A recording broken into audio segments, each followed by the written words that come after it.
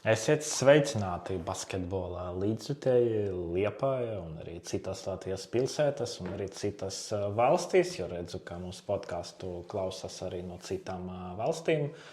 Ir aprīļa vidus, basketbola sezona tuvojas kulminācijai, kādas trofejas jau ir izspēlētas, par kādam vēl notiek cīņa. Viss turpinās arī mums, Frēmja laukuma 7. epizodē. Čau, Robert! Čau! Pirms mēs sākam, gribu arī uzsvērt to, ka redzu, ka ir cilvēki, kuri mūsu podcastu klausās un neseko kanālam Liepājas sporta laukums. Tad aicinu piesekot, lai pēc iespējas lielāks cilvēku skaits ierauga, uzzina par mums, un tad, lai arī ir lielākā auditorija. Kad mēs šķiramies iepriekšējā epizodē, es tev novēlēju, lai nākamreiz tiekamies un tev sezona vēl turpinās, bet diemžēl tā nesanāca un tā grobiņas debija Nacionālas basketbola līgas play-off sanāca diezgan īsa, 2 zaudējumi. Tāds krietns laiciņš jau pagājis, kādas ir tas emocijas, vai jau norimušas, vai joprojām pārdzīvo par to? Nē, emocijas ir noteikti norimušas, racionāli un objektīvi pieejot tam visam, saprot, kad ir objektīvs beigu rezultāts pa lielam. Varbūt mēs varējām pie veiksmīgākas apstākļu sakritības uzvarēt sēriju ar Valmieru, bet tālāk tas ceļš būtu bijis ļoti, ļoti sarežģīts. Tā kā ar lielu daļu no LBL2 vadošajām komandām mēs varējām spēlēt, bet sērijās, teiksim, arī, kur ir treniņu apjoms komandai kā Valmierai, kas speciāli pret mums gatavojas, ir ļoti sarežģīti uzvarēt sērijas. Tā kā viņi kaut ko pamaina, pielāgojās. Mums treniņa apjoms nav tik liels, jā, Valmiera arī mazliet, kā angļu saka, overperformēja, jā, mazliet virs savām spējām metā 3-punktu metienus.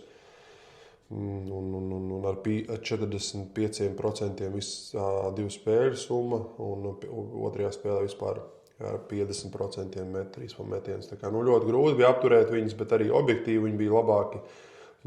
Spēlēja ar augstu intelektu, apveltīti, īstenībā es biju pārsteigts, ja jaunieši tādu intelektuālu spēles rādīja, kā arī 1-uz-1 spēlē netikām galā, jo, kā es minēju, ar augstu procentu uzmuku 3-punktu metienus, un mēs salūzām otrajā mačā. Ja būtu vinējuši to pirmo maču, es domāju, ka viss cerības būtu, jo būtu atkal kaut kāds brīdis sagatavoties, un mājas zāle, un tur jau būtu visādi varētu iziet, bet tā kā mēs to pirmo maču izlaidām, tad tas viss pārgāja Valmieras labā. Vispār tā spēles vadīšana, kā trenerim regulāras sezonas mačā un play-off mačā kaut kā atšķiras? Varbūt emocionāli, bet ne tik taktiski, bet emocionāli tieši. Viņa atšķiras, protams, tā intensitāte ir lielāka, kaut kāds stresa līmenis ir lielāks, bet jā, pirmā tāda pieredze ir grūtāk, jo tu redzi, ka komanda pret tevi, kas spēlē pret tevi, ir tā kā nopietni sagatavojusies.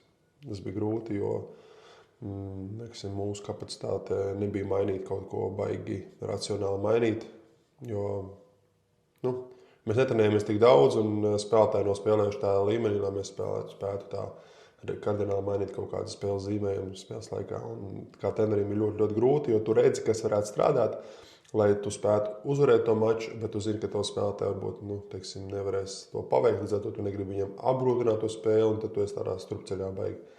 Bet, ir kā ir.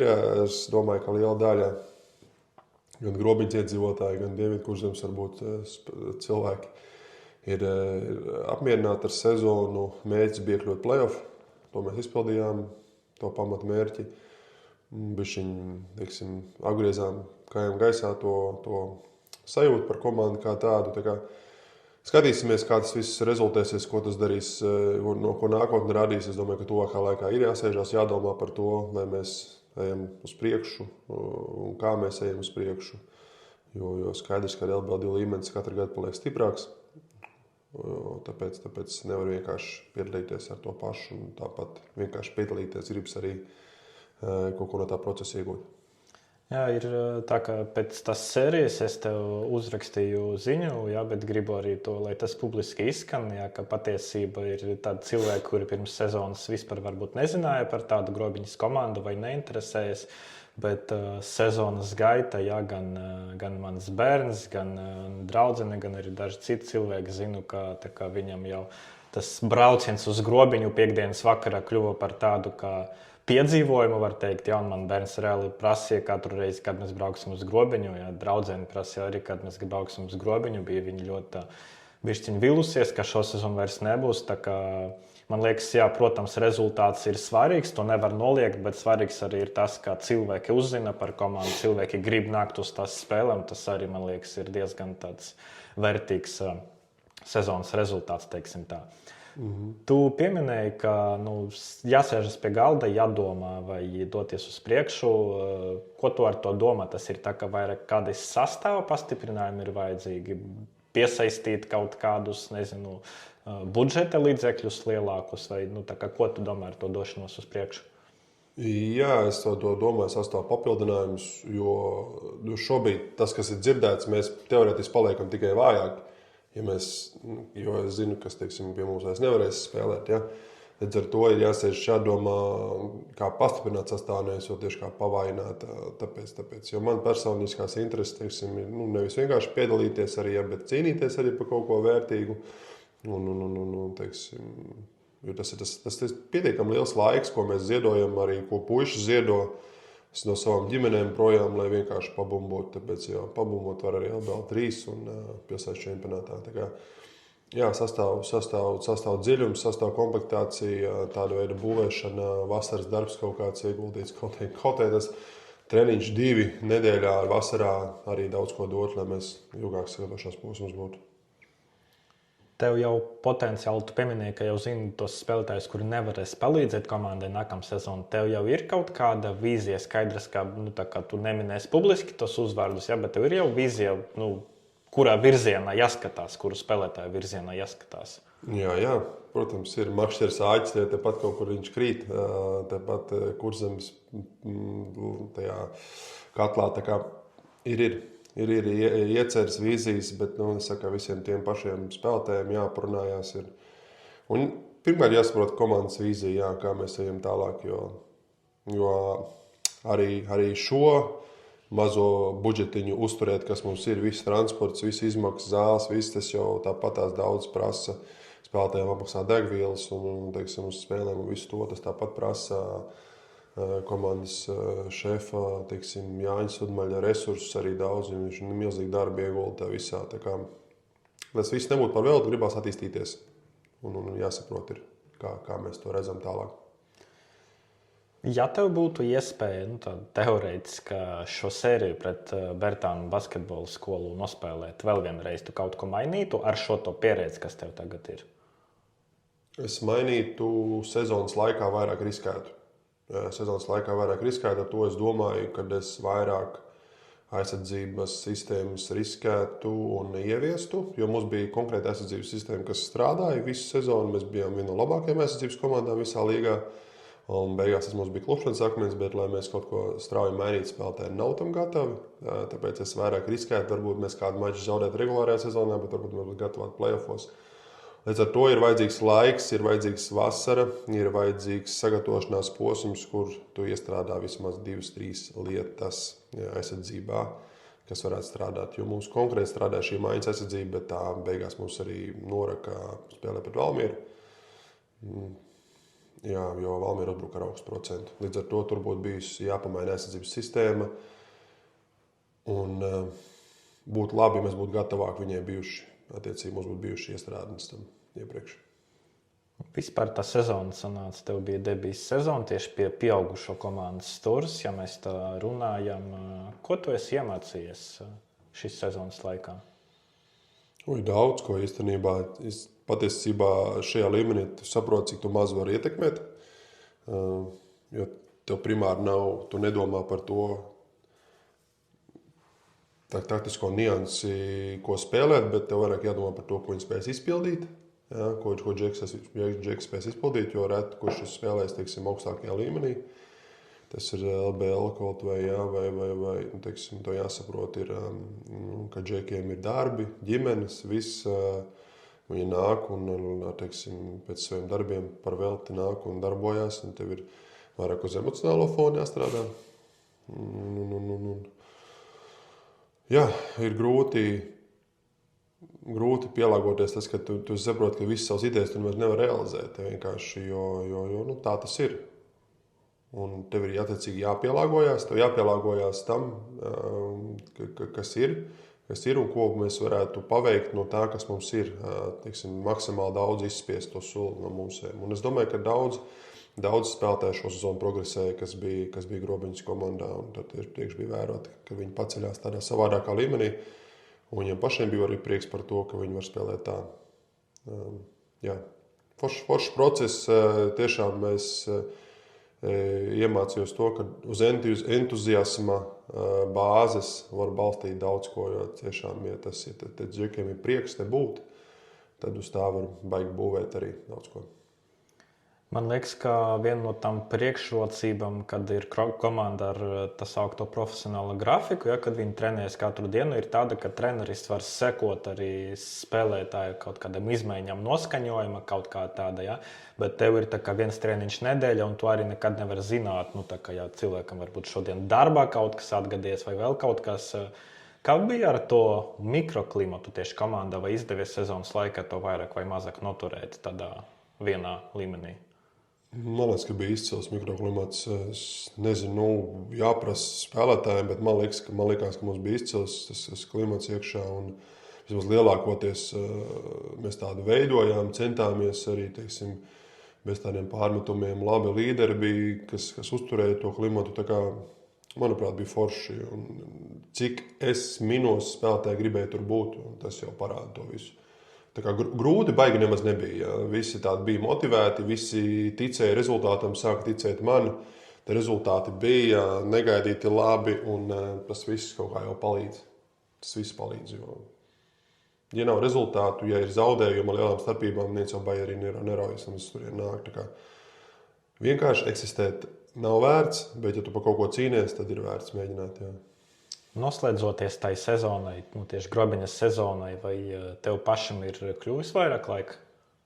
Man ir kļuvis vairāk laika noteikti, jo tas pats viss process, es arī video taisīju, jā, kas varbūt ne daudz dara LBL2, bet es arī video taisīju un savos brīvajos laikos, vakaros, kad bērni skraida pa māju. Tā kā es tiešām ielikos tajā procesā iekšā, cik es varēju, man laiks atļāva un skatījos spēles, analizēju, domāju, kā labāk, domāju treniņu procesu.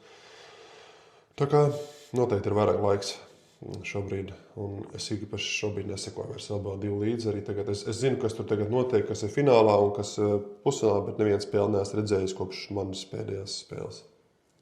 Vai mēneša labākā trenera balva stāv kaut kur uz plaukta redzama vietā vai ir paslēpta?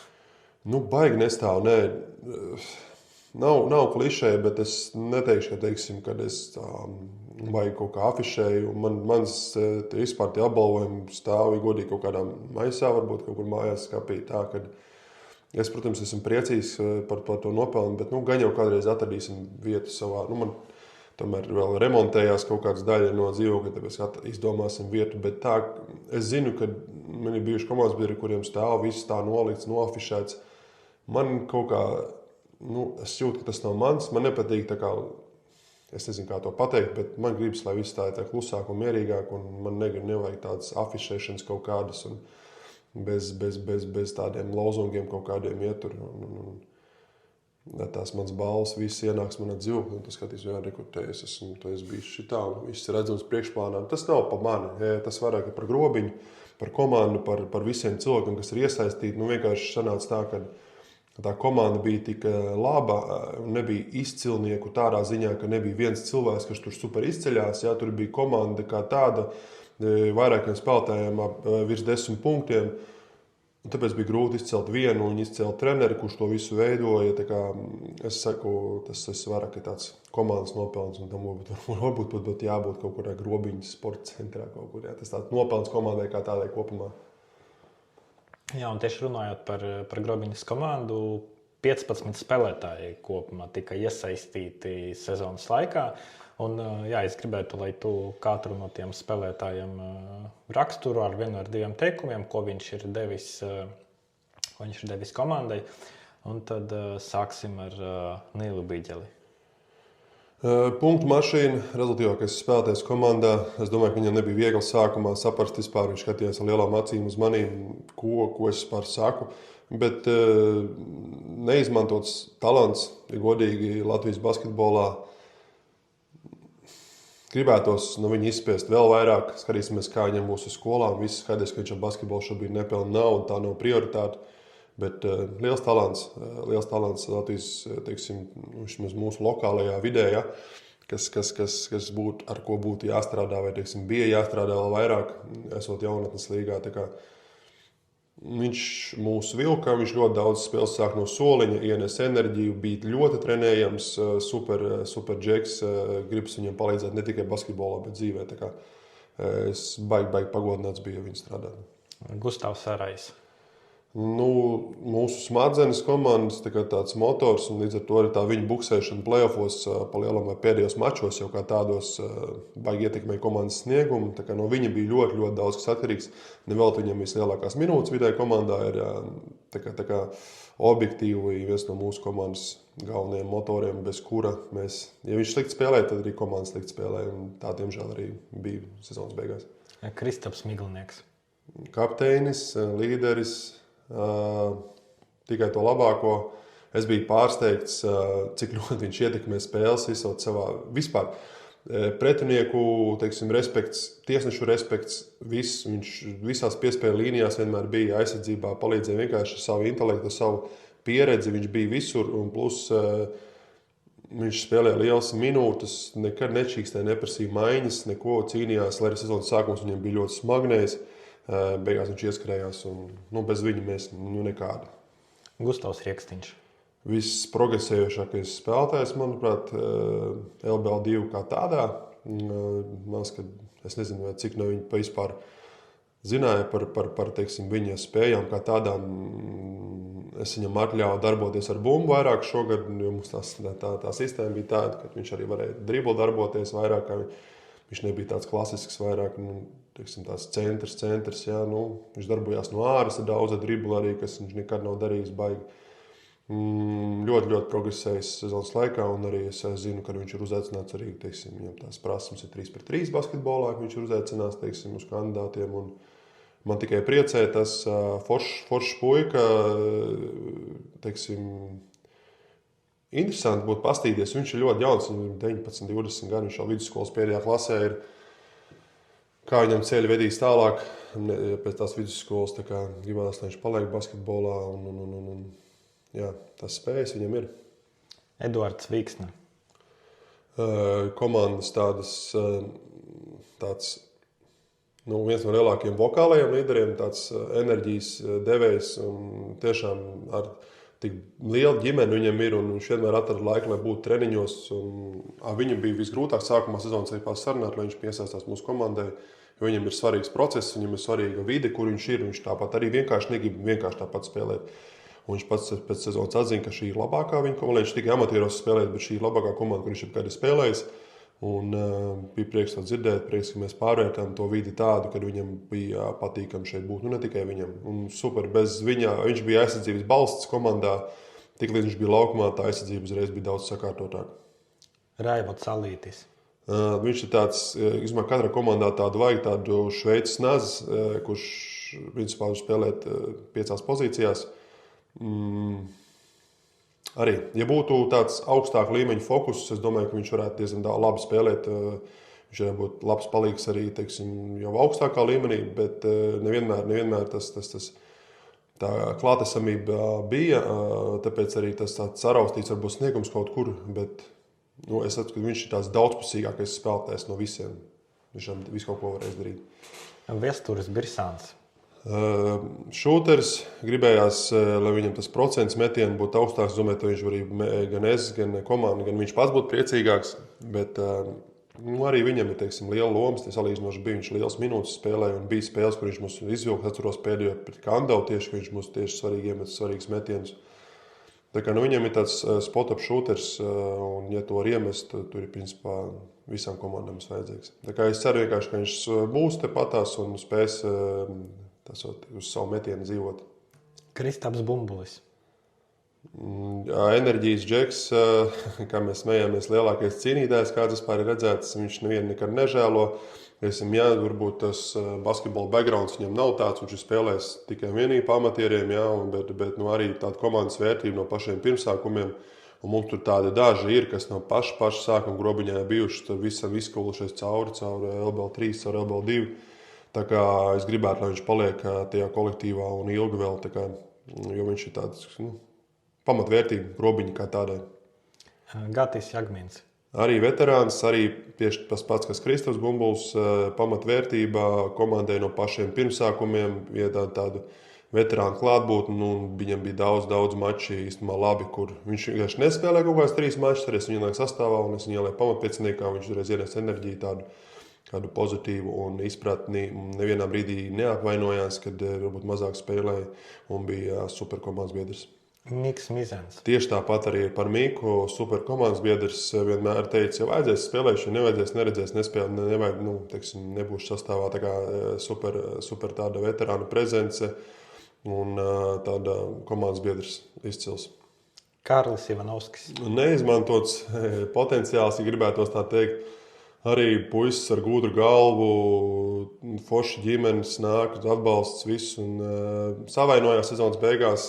Ļoti pietrūka mūsu kā backup point guards. Viņš īstenībā, ja viņš būtu vesels, viņš būtu liels pienesums ne tikai mūsu komandai, bet vispār LBL2 kā tāds. Tā kā es nezinu, ja viņš sakārto veselību, viņš varbūt ļoti vērtīgs paliks.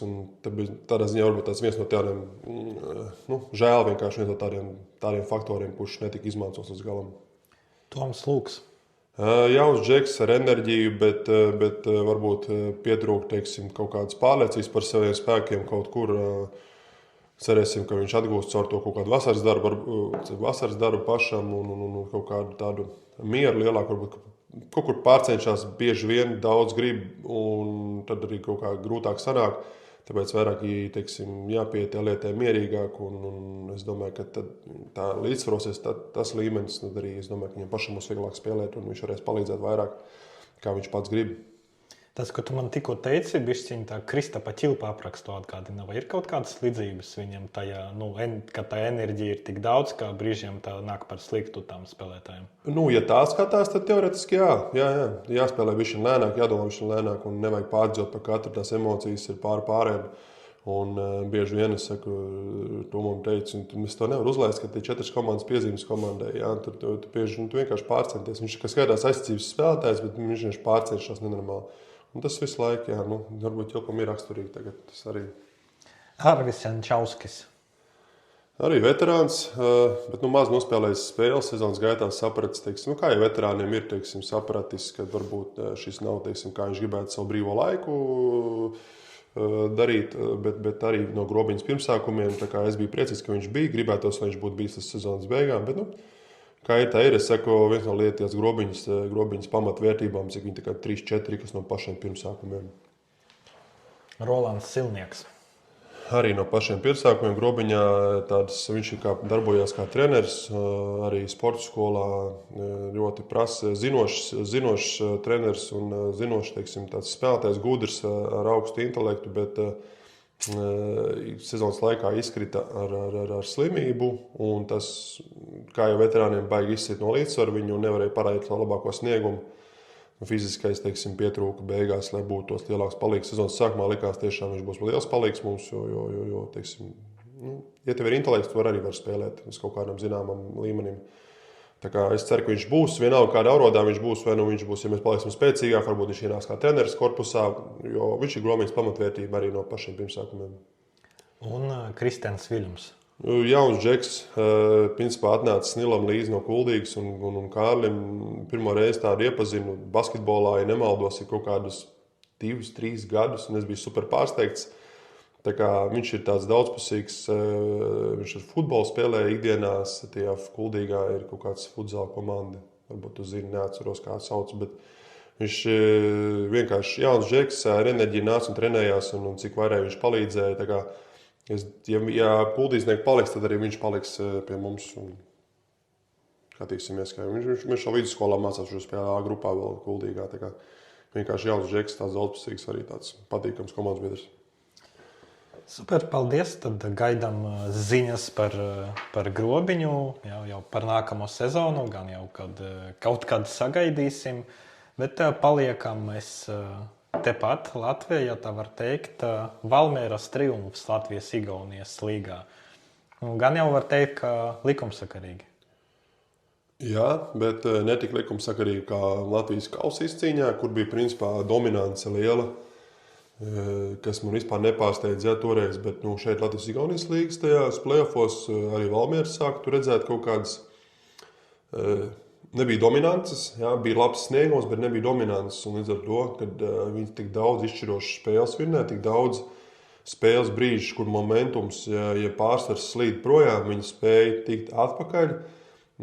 Tas man visvairāk pārsteidza, kas Valmierā ir, tie lēmumu pieņemšanas, arī, kad Kaspars intervijā atzina, ka tie lēmumu pieņemti vienkārši super augstā līmenī. Es biju arī pārsteigts, visus šos brīžos pieņemt tik labi lēmumi, un daudz spēlētāji pieņem tik pareizes lēmumus, kas dod komandai rezultātu. Tas mani pārsteidz visvairāk, ka viņi tās galotnes spēja viss novērst sev par labu. Arī, veiksmes faktors, protams, bija viņu pusē, bet es domāju, ka veiksmes faktors ir objektīvi arī nopelnījis, to jebkurš rītās var pateikt. Dominances nebija, bet viņas sagādāja super interesantas spēles, gan pusfināla sērija ar VF. Es neatceros, kad es pēdējā reizi būtu tā skatījies Latvijas play-offs, kaut kāds Igaunijas Latvijas play-offs. Ar tādu interesi gaidīju super ļoti interesanti. Bija, manuprāt, slikti mārketinga ziņā pasniegts, neizmantots sēriju potenciāls. Vispār, arī intriga neizmantot tādā ziņā, ka tur varēja vēl vairāk pievērst uzmanību, jo nebijusi intriga, man liekas, bija šogad tajā līgā. Tie pareizie lēmumi, ko tu mini, tā ir vienkārši tā kā koncentrācija, vai tas ir treniņu rezultāts, vai viss kopā? Kaut kur viss tās sistēmas vaina, Valmieras, spēles sistēmas būtība, ka tāda treneru uzticība, pārliecība par sevi spēkiem un gan jau arī treneru plāna izpratne. Jo tad, ja tu saproti visu, tad ir vieglāk pieņemt pareizu lēmumu. Ja tu kaut kur šaubies, tausties, tad tu arī grūtāk pieņemt to lēmumu. Tur varbūt veiksmes faktori ir mazāk, bet vienkārši arī vajadzīgs augsts intelekts un mans iepriekš minētie faktori, ka viņi saprot, ko treneris grib. Viņi ir atstrādājuši, neko super jaunu neņem, un viņiem ir augsts intelekts, lai viņi spētu to realizēt. Treneris Vecvagars jau diezgan pacēlis savas akcijas, 2 trofejas jau ir izcīnīts, komanda arī spēlēs LBL pusfināli, jāsagaida viņam tas savs pretinieks. Kā tev liekas, vai viņam ir dzirdēts tāds viedoklis, piemēram, no Žāņa Peinera, ka tagad Kristapam, kamēr viņš ir uz tā viļņa, ir jāizmanto tās un jāmēģina tikt labāk līmeņa komandā, jo nosacīti nākamā sezona var gadīties, ka rezultāti vairs nav tik labi un tad būs grūtāk izkļūt, no tas vides. Kā tev liekas, vai viņam tiešām tagad ir tas īstais brīdis, kad jādomā uzreiz jāskatās ārzemēs, tur pieņemsim, tur Champions League kaut kādu komandu. Protams, ja tāda interese ir par viņu. Vai tomēr jāpaliek vēl šeit un vēl jāiegūst tā pieredze, lai varētu tālāk doties? Nē, es piekrītu Žanim, ir jāsmēļ, kamēr karsts ir, jo tādi logi treneriem nav bieži, ļoti reti, un viņi tie logi ir jāizmanto un jāsmēļ. Tāpēc es piekrītu Žanim šajā noteikti, jo tikpat labi es saku, tā rokāda var notikt, nākamā sezona var atnākt netrāpīta spēlētājiem, tā kā Vefs šo sezonu netrāpīja, un tā sezona varbūt smagnēja, un viņš vairs nav pēkšņi tik karsts, un tad tu atkal tu sāc no kaut kāda cita punkta. No šī brīža punkta, kur tu esi, tu vari dabūt labus piedāvājumus un, labās līgās tikt, kur vispār jau treneriem šausmīgs maksas darbs, tā profesija ļoti grūti ir, jo tie logi, ko tu atver sev, ir ļoti, ļoti maz, kas atverās. Principā Gailietis, cik sezonas uzvarējis bija VF, un cik viņam grūti bija tikt ārpus vispār, viņš tik kaut kādā Vācijas lejas-gala komandā, un tas bija viss. Tāpēc ir grūti izlausties treneriem un jāizmanto tās izdevības, viņiem jādomā par sevi. Nevis par kaut, teiksim, par savu attīstību primāri, un tad seko nākamais, jo viņš ir iedevis maksimāli, ko viņš ir iedevis, un viņam tas loks ir bijis super veiksmīgs dažādu apstākļu dēļ. Un vai viņš tur, teiksim, super gatavāks būs pēc gada vai diviem, es nedomāju. Es domāju, ka viņš ir gatavs jau arī šobrīd. Viņam vienkārši jāizmanto šī brīža tāds, kā teikt, tirgus vērtība viņa. Vai šī ir tā situācija, kad jāizskatā piedāvājumi arī par palīgu iet kādā tiešām laba līmeņa komandā? Jā, ja tā ir stabila organizācija, vai tā nav kaut kāda Grieķija vai Turcija, kur tur treneri mainās pa nedēļām, ja tas ir kaut kas tāds stabils, ar labu galveno treneri, no kura pamācīties, kāpēc ne? Turpinot tēmu par treneriem, Latvijas izlase mainījies treneris, noticis tas, par ko daudz runāja, tad Sito Alonso devies atpakaļ pie sevis, ja tā var teikt, un Jānis Gailīts kļuvis par treneri, apvienos viņš darbu pagaidām vismaz gan klubā, gan izlasē. Kad tev šķiet, vai mainīt treneri tajā pusē, teiksim, tā pusceļā, cik tas ir tas pareizs lēmums? Pareizs vai nepareizs, tas ir tāds subjektīvs viedoklis, tāpēc, ka tu nevari zināt, vai pareizi vai nepareizi, bet vairāk tas ir viedoklis, kas izskan. Un mans viedoklis, teikšu, šajā brīdī, ka tas ir pareizs lēmums, tas ir tāds subjektīvs viedoklis, ka tas ir pareizs lēmums, un vēl jau vairāk tas ir drosmīgs lēmums no Savienības, teiksim, jā, viņi parādīja, ka viņiem ir iekšas, jā, to izdarīt, un tas atzīt savus kļūdas, tas ir tāds nobrieduši cilvēki, nobrieduši organizācijas tāds solis, kas, domāju, daudziem heiteriem, mūsu Latvijas basketbola opozicionāriem, kuri, teiksim, jā, tur visiem, nesaukšu uzvārdos, ka viņiem pat trūka vārdu, ko kritizēt vairāk, jo tiešām Savienība rīkojas ļoti drosmīgi un pareizi šajā situācijā, domājot par nākotni, jo neatstāja iespēju treneris Alonso, ka viņam tik ļoti rūp Latvijas, kā teikt, nākotne tādā ilgtermiņā, kā to varbūt redzētu latviešu treneri. Vai tavuprāt problēma bija arī tā, ka viņš vienkārši diezgan maz laika veltīja, lai apzinātu to spēlētāju resursu, tādu, kas ir Latvijai? To es nevaru teikt, jo es nebiju iekšā tajā visā procesā. Ir dzirdēts, kad viņa zināšanas par Latvijas spēlētājiem apstājās pie Žagars Zorigs, un kas ir nākamais trešais. Viņš tā runā tikai. Es domāju, ka viņš diez vai zināja vairāk par mūsu latviešu treneriem, tos spēlētājus. Jā. Un viņš ir treneris, kurš ir augstās domās par sevi, ļoti intelektuāls un gudrs, par to vispār nav šaubu. Bet augstās domās par sevi, tas ir tas, ko es minēju iepriekšējā podkāstā, ka viņš ļoti daudz riskēja, ļoti daudz teica, ka tas ies cauri, bet beigās negāja. Un tādā ziņā tas varbūt demonstrēja tādu kaut kur pārliecību par sevi ar augstprātības robežu kaut kādu, un tāpēc varbūt tas sniegums arī nesanāca. Bet tas gan jau nenozīmē, ka viņš ir slikts treneris, ja vienkārši nav piemērots šādai komandai. Viņš ir pierādījis, viņš ir labs treneris, viņš ACB strādā ar savām sistēmām, vienkārši viņam ir savu spēlētāju, kurš viņš noteikti nav slikts treneris. Tas tiešām ir meli, kā teikt. Viņš ir ļoti labs treneris, vienkārši nepiemērots varbūt īstajā brīdī. Un mēs neatstājām ar iespēju, ka viņš ir super izpratis to, kā būtu Latvijas izlases labāk darboties. Kaut kur riskēja, kaut kur pa daudz, un viņam nebija tik viņa svarīga, varbūt kā varētu būt svarīga Jānim Gailītam. Kur ir tas brīdis, kad trenerim jāsaprot, ka viņa kaut kādas sistēmas nedarbojas, tāpēc, ka tas nav piemērotas šai spēlētāju grupai, nevis tāpēc, ka spēlētāji tur nevis tāpēc, ka vienkārši varbūt jāpagaida vēl laiks, un tad sāks darboties. Jo ir jau tādi treneri, kuri spiež, un tad beigas tas nostrādā. Jā, bet ir tādi, kuri spiež, bet nekas nenotiek. Man te ir spilgts piemērs no hokeja, no Rīgas Dinamo laikiem, kad atnāca somu treneris, jā, kurš tur mēģināja tādu ļoti sistemātisku hokeju, bet Latvijas hokejisti tobrīd nebija pierāduši tas spēlēt, un rezultātā nekas labs tur nesanāca. Pēc tam atnāca vietējais, kurš arī labāk to visu zināja, un uzreiz situācija kļuva labāka.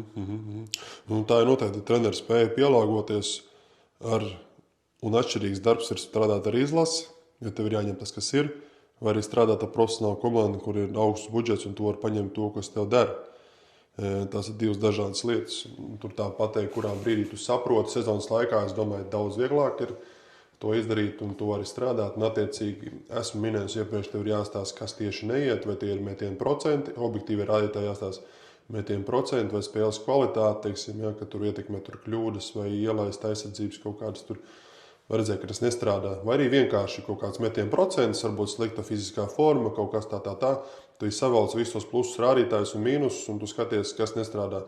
Ja ir tikai tādi objektīvie fakti, kas ir kaut kāds metieni, tas nestrādā.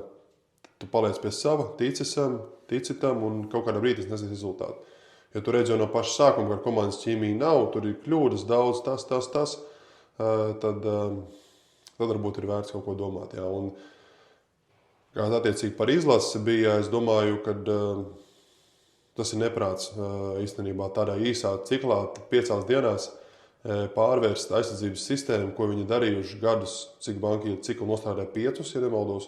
Jā, tas ir neprāts, tas ir super augsts risks, un es domāju, ka no 10 treneriem varbūt viens tāds kā Svito izvēlētos kaut ko tādu darīt, jo viņam bija tāds, ka viņš teica, ka tas strādās, es pamainīšu tur pāris punktus un tas strādās. Tas acīm redzam nestrādāja un viņš to publiski neatzina, bet nākamajās spēlēs mainot sistēmu, teiksim, atgriežot to pašu veco, viņš tādā veidā atzina, ka tas viņa plāns nestrādā. Un es gribētu teikt, tā kvalifikācija sabruka jau pirmajā mačā. Tā pārliecība par komandas spēkiem visiem bija šoks, kā var tik slikti spēlēt gan pašiem spēlētājiem, gan komandas vadībai un skatītājiem. Tāpēc jā, high risk un rewards bija ļoti, ļoti nesamērīgs. Izņemot krietni labākas zināšanas par Latvijas basketbolistiem, ko Gailīts vēl var dot izlasēji? Šobrīd Jānis redz, ka strādā ilgtermiņa plānā, vairāk vērsts uz Eiropas čempionātu. Jā, pareizi, Eiropas čempionātu 2029. gadā. Tādu ilgtermiņa vīziju, pacietīgu darbu, iesaistot latviešu trenerus, iesaistot latviešu jaunos spēlētājus, jo mums ir labi spēlētāji jaunie, mums ir, es gribētu teikt, kaut kādas 3-4 paudzes varbūt izlaižot, nāk pēc tam tur seko diezgan labi, talantīgi jaunieši, super, un ar tiem jāsāk jau virzīt kaut kur. Ir kaut kādi caurumi, bet tā paudžu maiņa varētu notikt organiskāk tieši ar Jānu. To viņš varētu ieviest, es domāju. Pasaules kausa ir utopija? Šobrīd tas ir nereāls kaut kas, manuprāt, tā nav zinātniskā fantastika, bet uzvarēt 6 no 7 spēlēm ir iespējams, zinot to, kā mums ir tagad gājis nesenajā vēsturē, tas ir iespējams, bet jāsaprot, ka mums nebūs pieejami spēlētāji. Tāpēc grūti iedomāties, kā tas saliksies. Es ticu, bet es domāju, tas procents ir ļoti, ļoti mazs, ka tas ir iespējams. Un vēl turpinot par treneriem, arī Dubai. Dāvija Bertāna pārstāvēta komanda izšķiras par trenera maiņu. Viena spēle viņam palika Eirolīgas pamatturnīrā. Viņam pašiem jāuzvar un arī jācer uz to, ka priekšējoša komanda zaudēs. Tad viņi var ielikt tajā 10. Vai skaidrs atkal runā, ka bagātiem ir kaut kādas savas divainības, bet vai tu redzi vismaz kaut kādu loģiku šai lēmumā? Grūti tur saredzēt loģiku, tādā izpratnē, ka tur vairāk ir emocionālais fons, vai arī viņš kaut kādu brīdi jau bijis uz tāda karsta krēsla, jo tik strauji pieņemt lēmumu, tikko viņi uzvarēja Žalgiri, neticamā spēlē varbūt es skatījos, es neko tādu neesmu redzējis pēdējā vēsturē, jo es vēl nesen, kad es vilku savu statistiku kopā par to, kā mēs kā grobiņi zaudējām Valmierē no +20 otro puslaiku, un tad vienā ceturdaļā komanda iemet, cik viņi 3 ceturdaļās iemet kopā un vinnēja pāri par 20 punktiem. Tāpēc es saku, es neko tādu nebiju redzējis, es tikko pētījis bija vēsture, un pēc tādas uzvaras sekoja dīvains zaudējums pēdējai, ne pēdējai, bet priekšpēdējai vietai Anadolu, jā. Neizteikmīgs zaudējums, bet esam pārliecinošs zaudējums izšķirošajā komandas spēlē, un tad viņi izlēmuši, tas izklausās pēc tāda emocionāla soļa. Bet mēs nezinām, cik iepriekš Cik iepriekš tas bija varbūt jau kaut kāds pieņems lēmums, un tā vienkārši tā spēle pret Žalgiri mazliet tā kā atmeta to ideju, un tad sekojoties atkal tas zaudējums. Jā. Parasti jau tas nav tā, ka tu esi uz karstām ugunīm pieņem to lēmumu. Parasti tas kaut kur ir domāts iepriekš, un viņi to soli bija apdomājuši. Vienkārši tā viena uzvara atkal bija šī nomet lejā, un tad atkal tas pēdējais zaudējums atkal teica, nē, viss, tas bija pareizs lēmums un atlaižam. Es nedomāju, ka tas kaut ko baigi dos šajā sezonas kontekstā, bet ja ceļš, ka viņš noslēdz bija uz 3 gadiem, tas ir atkal naudas tēriņi lieli, kā treneriem atmaksāt to visu to procesu, bet laikam Dubajai ir naudas un ir daudz naudas. Es nezinu, cik viņiem ir budžets šogad attiecīgi pret līgu, bet kaut kur vidusdaļā, man liekas, viņi ir. Un mēs runājām par tiem playoffiem, vai viņi būs desmitniekā, es toreiz pateicu, ka viņi nebūs, tā kā es palieku pie sava. Par daudz tādu šūpols redzēju gan sniegumā, gan arī emocionāli lēmumu kaut kur mazliet arī treneru nomaiņā. Tāpēc es nedomāju, ka viņi būtu pelnījuši spēlēt playoffos. Lai kā noslēgsies tā Eirolīgas sezona, neatkarīgi no pēdējās spēles rezultāta, vismaz to uzvaru procents viņam būs vismaz 50, jo viņam ir tagad 19, un vēl 38 spēle palikusi. Vai tas, ka komandas spējusi izcīnīt 19 uzvaras, tevi pārsteidz? Jā, tas ir labs sniegums, manuprāt, zinot to konkurenci, kāda ir Eirolīgā šogad. Tas ir labs rezultāts, es neko tādu negaidīju, es domāju, ka viņi būtu vēl mazāk būs.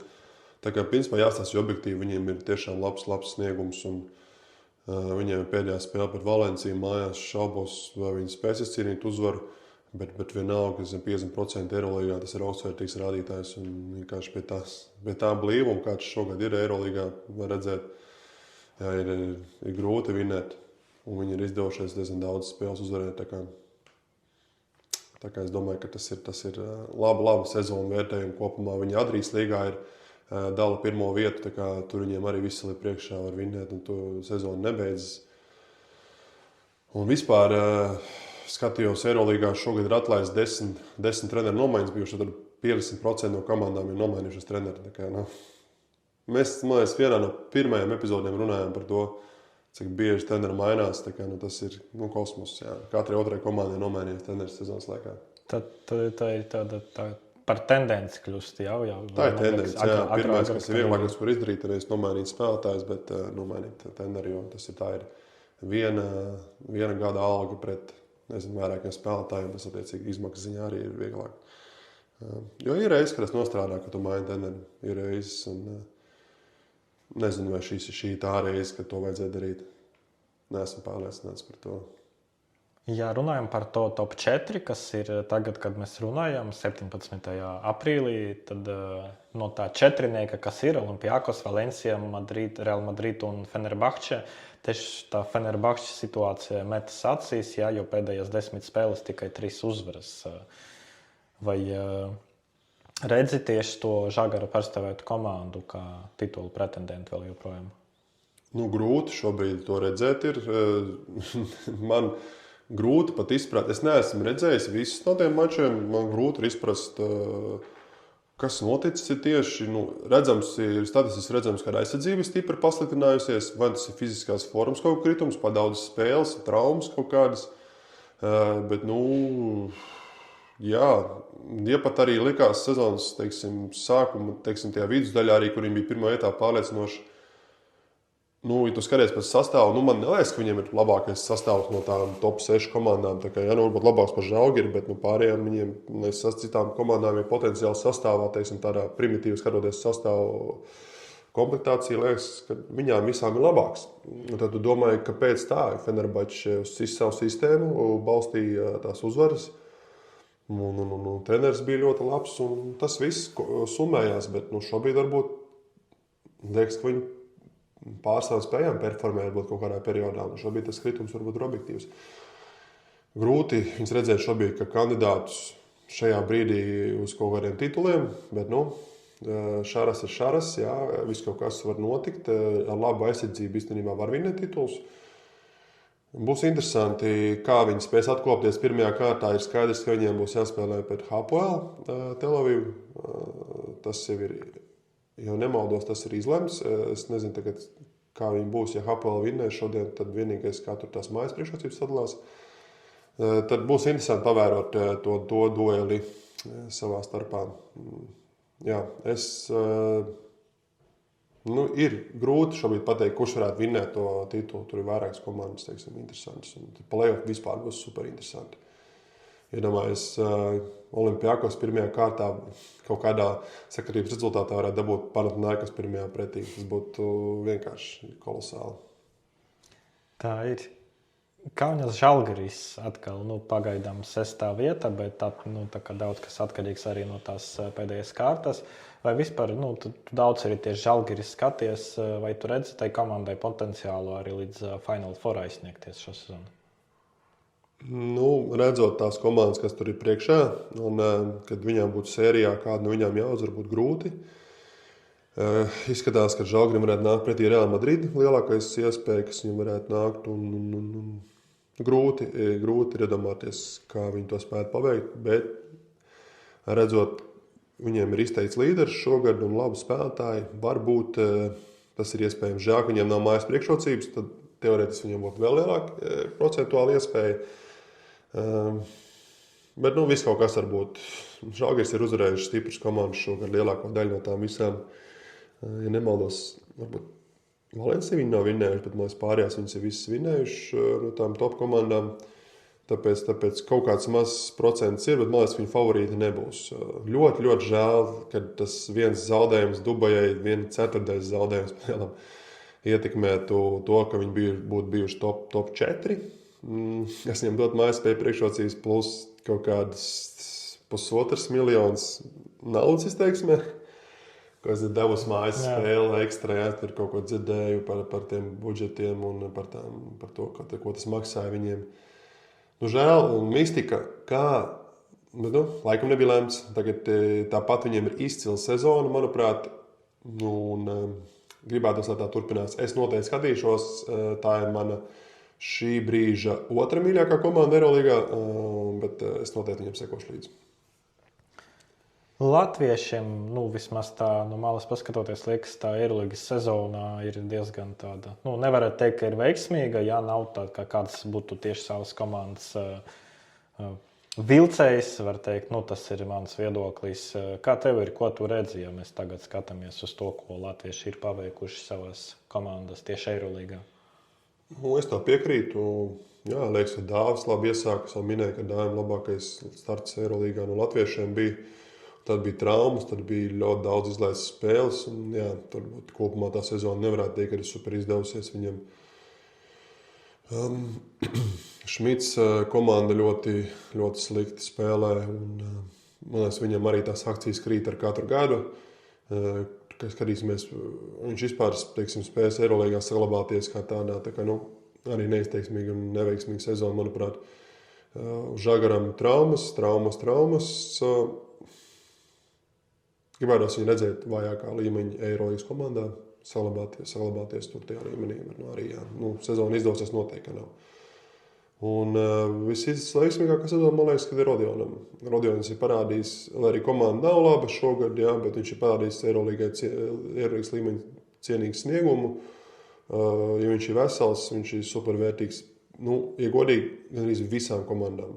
Es redzu, ka viņš varētu spēlēt te pašā Valencijā, tur kaut kādu 2-3 džeku vietā, kas tur ir. Viņš varētu spēlēt tieši tāpat kā viņi, vai pat ne labāk. Tā kā esot Spānijā, varbūt viņi kaut kāds vienkārši ieraudzīs un paņems. Supervērtīgs spēlētājs. Šī komanda varbūt nav tik laba. Bet viņš ir parādījis sev, es domāju, ka viņš Eirolīgā paliks. Ja runājam par kādiem latviešiem, kuri ir ārpus Eirolīgas, kuri tev ir tie 2-3 spēlētāji, kuri varētu mierīgi spēlēt šajā līmenī? Šobrīd grūti iedomāties kādu, vispār cik latviešiem ir labas sezonas šogad. Jā, neskait Lomašs, bet Lomašs jau bijis Eirolīgā, un mēs par to diskutējām jau toreiz, kad vai viņiem vispār tas ir vajadzīgs savā karjeras nogriezienā, viņam tad jānopelna nauda. Un man liekas, ka viņš varētu to izdarīt caur otrā ešalona līgas komandām. Tad pārējiem es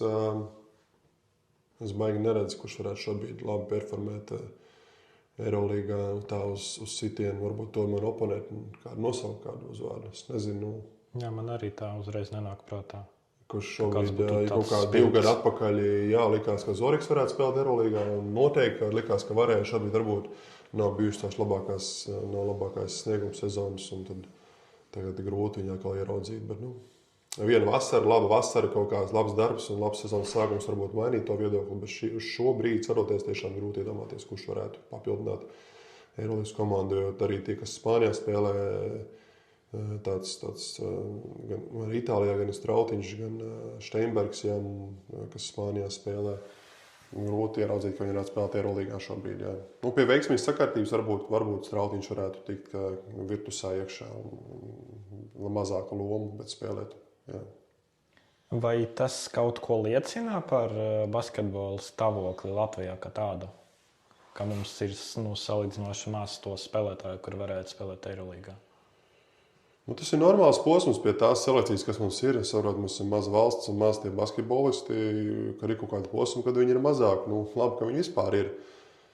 Bet mūsu basketbols tāpat spēlē augstās līgās. Un, ja nav Eirolīgā, tas var liecināt par kaut ko, bet tādā ilgtermiņā jāstāsta tomēr ir kaut kādā garākā nogriezienī, ne tieši šajā sezonā. Jo vienā brīdī mums Eirolīgā tomēr bija, cik tie basketbolisti NBA bija basketbolisti. Tas bija, ja mēs tajā kontekstā skatāmies tikai tādā vienā gada griezumā, toreiz likās, ka zeme atveries, vai ne? Toreiz likās viss vienkārši super. Tad pagājuši tikai pāris gadi un liekas, tagad vairs nav ne NBA praktiski, jā, un tagad ir Eirolīgā tikai daži palikuši.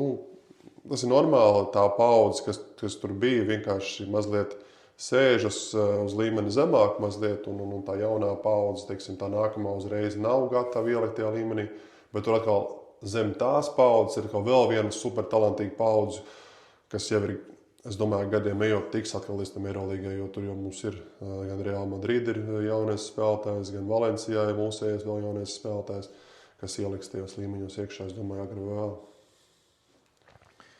Pāriesim arī pie Latvijas basketbola līgas. Ceturdaļfināli tagad notiek, abas ceturdaļfināla sērijas rezultāts ir 2-0 par labu komandām, kuras, laikam, tika uzskatītas par favorītēm. Tā diezgan interesanta spēle sanāca otrā sērijas spēle starp Liepāju un Rīgas Zēļiem, un šī ir ne pirmā reize, ne tikai Liepāja, bet vispār basketbola kā tāda, kad es redzu, ka komandas cīnās līdzīgi, mainās vadība. Viņi aizspēlējas līdz neizšķirtam, un tad papildlaika viena komanda krietni pārliecinošāk performēja. Kā tas notiek? Un, vai tev ir skaidrojums, kāpēc Liepāja tā notika? Komanda vairākas reizes bija vadībā, ja, tur tiešām cīnījās punkts punktā, bet tad pienāk papildlaiks un vienkārši kā cita komanda būtu devusies laukumā. Ir atšķirīgs līmenis starp Liepājas basketbolistiem un Zeļu basketbolistiem, teiksim, tajā. Un izšķirošais spēles brīdis vienkārši Zeļiem bija kā atvieglojums, ka viņi panākuši pagarinājumu. Tā spēja slīdēja ārā spēles pamatlaika beigās. Jo Liepāja bija iegūst pārsvaru, un tas pārsvars lēnām dilst, un tā viņi turējās tas spēles beigās. Bet Zeļiem teorētiski tādās 1-pret-1 situācijās ir daudz vairāk, teiksim, meistarīgi spēlētāju. Un tas arī pierādījās pagarinājumā, diemžēl, mūsējie salūza, nenoticēja uzvarēju. Tas arī būtisks faktors, ka Zeļi vienkārši ir pieraduši vairāk uzvarēt, vairāk ir vienkārši bijuši tajās situācijās, un mūsējiem ir zaudējums pēc zaudējuma. Ticības tam, ka nav, un man liekas, tas izlēstais spēles pamatlaiks arī iedeva tādu sajūtu, ka būs grūti. Es nezinu, viņi paši noticēja un sekoja viens metiens pēc otra, un salūza komandajā, diemžēl. Ļoti, ļoti žēl bija. Īstenībā abas šīs sezonas lielākās vilšanās bijušas pret Zeļiem. Kausas izlietais, kausa spēle mājās, un šī spēle vienkārši liekas, kā tā var nākt tas spēles beigas, un tas ne jau atkal.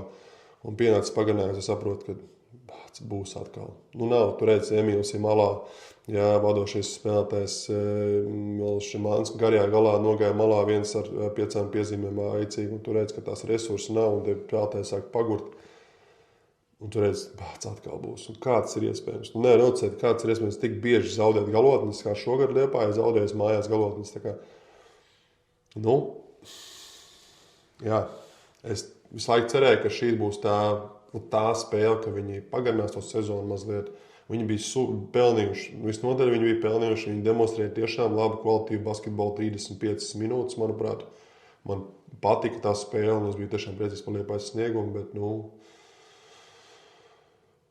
jā, Varbūt Emīlam nevajadzēja to 5. piezīmu uzsist. Es domāju, ka viņš pats saprot, ka tā bija muļķīga un viņš ļoti, ļoti pietrūka tieši tajā galotnē. Un pat ne papildu laikā tik ļoti, cik spēles pamatlaika galotnē. Un, principā Liepāja dabūja brīvu metienu, pamatlaika izskaņā, nerealizēja. Un tur es domāju, ka arī spēle arī beidzās.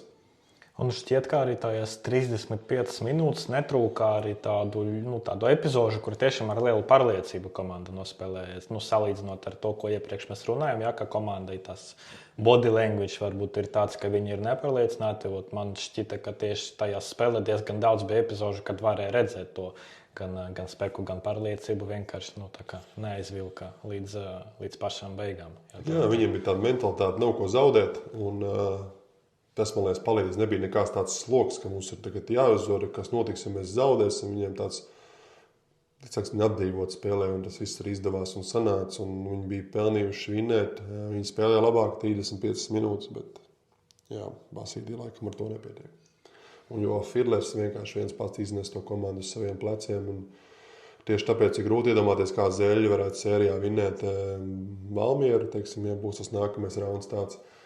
Ja nenotiek brīnumi, tad tāpēc vieni grūti iedomāties. Tas Zeļas sniegums tomēr nav stabils pēdējā laikā. Un, Fidlers to komandu nes uz saviem pleciem, bet arī šajā spēlē spilgti, beigās viens pats. Vai tu redzi kādas izmaiņas Rīgas Zeļu spēlē pēc trenera nomainīšanās? Baigi varbūt nē. Viņš bija brīdi, kad bija Ukrainas vesels, Lukašovs bija vesels, tad bija ļoti balstījās uz viņu daudz, kas viņš bija tāds izteikts playmakers. Viņš pa grozu nemet, veidoja saspēli, bija tāds treneru pagarinājums laukumā. Tas bija varbūt mazliet savādāk kā iepriekš, jo Braško varbūt nebija tāda spēles veidotāji, kad skuja aizgāja, nebija viņam. Viņš vairāk balstīja tādu zindālo meistarību kaut kur. Tad tagad, aizejot Lukašovam, esot traumētam, likās, ka tas pats vecais ir stils palielam. Tie paši pikanēla izspēles, tagad uz balstīts tagad arī uz Fidleri, uz Indāla meistarību astāts situācijas, kur viņš var demonstrēt savu spēku. Tā kā es neteiktu, ka baigi. Mazliet akcenti pamainījušies ir Jānis Bērziņš vairāk spēlē, Rolands Šulcs vairāk spēlē, varbūt tādas lietas, mazas tādas kaut kādas lomas mazliet pārdalījušās. Bet, tā visā visumā, laikam, kad drastiski nav nekas mainījies. Ko var teikt par Ventspilu tagad? Šajā nogriezienī, tieši sezonas nogriezienī.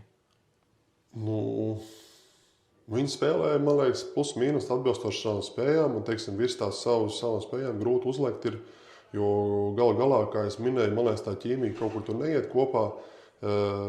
Redzam, teiksim, Ausēja sniegumu, kā es minēju iepriekš, es palieku pie savu, ka, teiksim, varbūt Šeltons ar Ausēju nav labākais kombinācija un vispār amerikāņi, teiksim, leģionārs pārtur to bumbu ļoti daudz un it kā statistiski izskatās ok, bet esmu komanda no tā dažreiz vairāk cieš nekā iegūst. Viņš gan rezultātīvākais komandas spēlētājs, bet atceramies, VFA bija tieši tāpat. Sezonas laikā, ka viņi atlaida savu rezultātīvāko spēlētāju. Tā kā, tas nevienmēr ir rādītājs. Un tas ir tādai manai acī liekas, ka Šeltons bieži pārtur bumbu.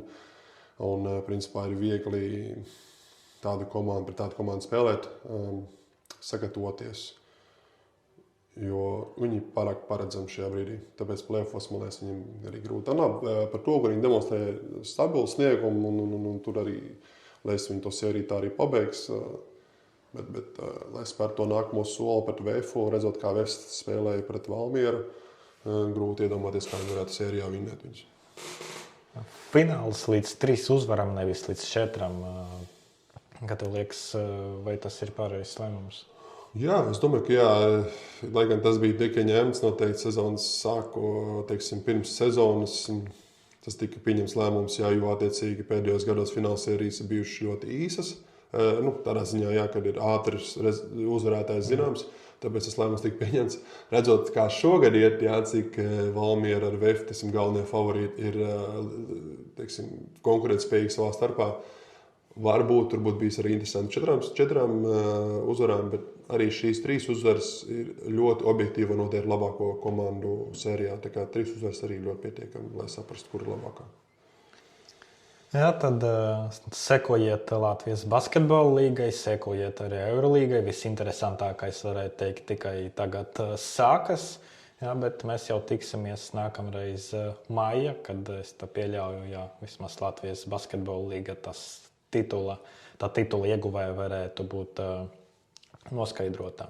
Jā, tad paldies tev par sarunu. Jā, paldies. Un lai visiem tāds labs basketbola pavasaris, super interesanti būs gan Eurolīga, gan Latvijas basketbola izcīņa. Tā kā es domāju, skatāmies un cerēsim, ka būs tāda nebijusi intriga.